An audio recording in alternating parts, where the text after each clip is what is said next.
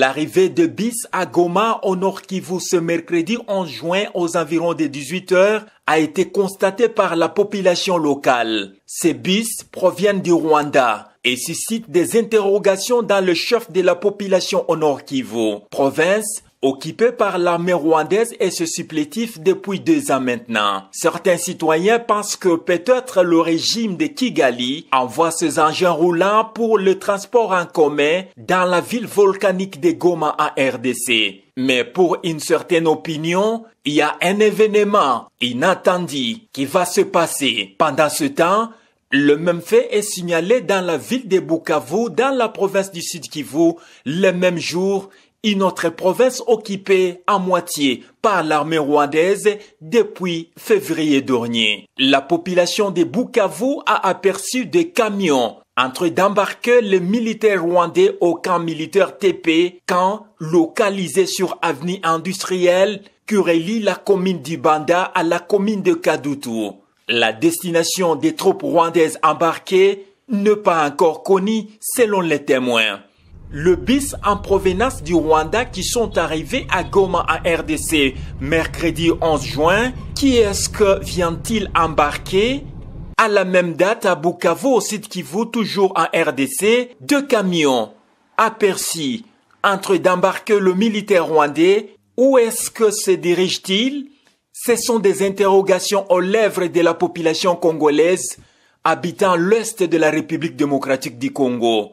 Mais pour une certaine opinion, il s'agit des signes précurseurs du retrait des troupes rwandaises et leur supplétif. Pendant ce temps, un communiqué de l'administration Donald Trump, président des États-Unis d'Amérique, à travers un message qui date du 10 juin, exige que les troupes de l'armée rwandaise soient en dehors de la RDC avant la signature de l'accord de paix entre le Rwanda et la RDC. Selon Reuters, un média britannique.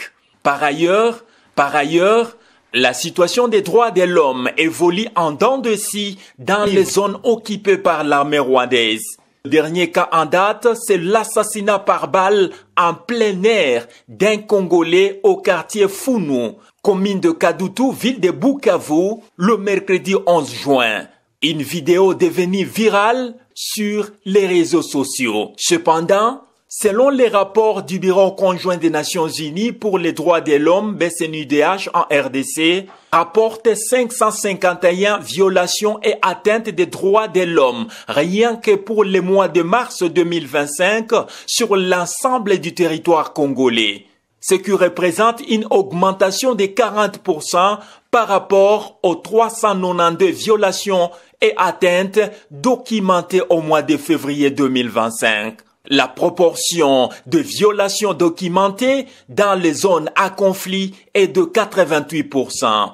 Les provinces les plus touchées, c'est le Nord Kivu, Sud Kivu et la province de l'Ituri. Sur terrain, dans les provinces occupées par l'armée rwandaise et ses supplétifs, la situation humanitaire reste préoccupante au Nord Kivu, tout comme au Sud Kivu. Les promesses faites par le partenaire du gouvernement congolais afin d'atténuer la souffrance de déplacés restent une lettre morte. Selon le gouverneur militaire de la province du Nord Kivu, le général-major Évariste Somo, la moitié de la population du Nord Kivu vit en déplacement. Les promesses faites par le partenaire du gouvernement congolais vis-à-vis des déplacés restent une lettre morte. Comme au Nord Kivu, le territoire de Fizi situé dans la province du Sud Kivu est au bord d'une catastrophe humanitaire selon l'administrateur du territoire de Fizi. Après les catastrophes naturelles qui ont endeuillé les territoires de Fizi, le deuxième drame reste sous silence. C'est depuis le 22 mars 2025 que les zones de haut et moyen plateaux du territoire de Fizi dans les Minembwe et les centres des affrontements violents opposant au FRDC appuyés par les Wazalendo au groupe Red Tabara puis Ikaneo pro M23. Les secteurs de Lulenge, de Mtambala, de Tanganyika inonde des déplacés internes. Et depuis la prise du village Urukezi par les Tukaneo Red Tabara pour M23, nous enregistrons plusieurs déplacés internes dans le village de Kasongo, Fizi Centre,